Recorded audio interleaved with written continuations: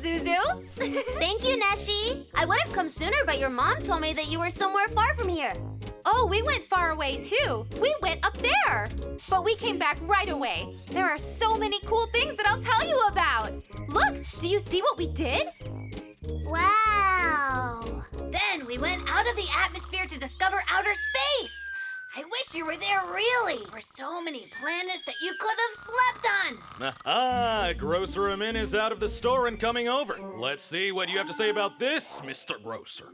Then Minnie and Manny gave us these helmets, and that's how we could get out of the spaceship. Say it a whole lot louder, Neşe. Let the grocer hear it. I brought your order, Mr. Kanan, a pack of flour and baking powder. It was like we were flying. It was amazing. Wait, look. I'll give you a show, alrighty? Ta-da! What is this?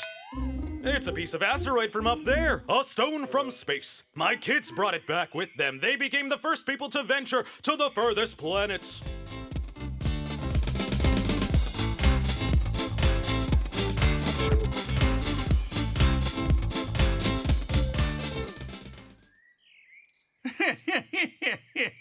Are you actually trying to fool me with the same stupid joke all over again? And then we became so light that we could jump really high and fly.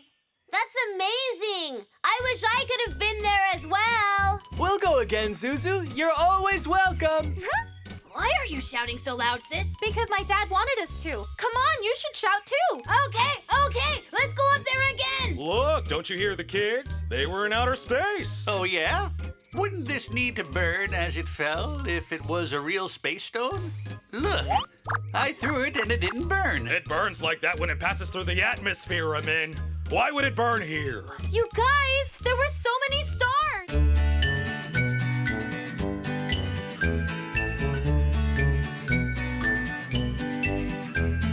Minnie, Manny, they come from somewhere very far.